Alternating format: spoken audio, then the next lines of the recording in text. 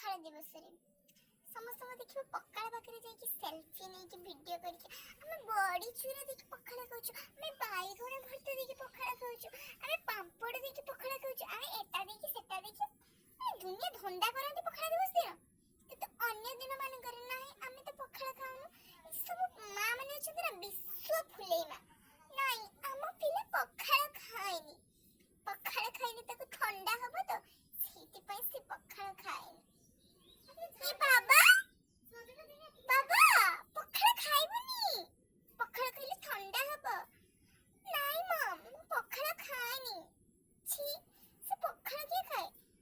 ପଖାଳ ତ ଖାଇବାକୁ ହେଲେ ହାତରେ ଖାଇବା ପାଇଁ ପଡିବ ନା। ପଖାଳ ହାତରେ ତ ବହୁତ 99% ମାନେ ଜମ୍ସ ଥାନ୍ତି ନା, ତ ଆମକୁ ଆମେ ସ୍ପୁନରେ ହିଁ ସବୁ ଜିନିଷ ଖାଉ, ତ ସ୍ପୁନରେ ତ ପଖାଳ ଖାଇ ହବନି ନା। ପଖାଳ କିଏ ଖାଇବ?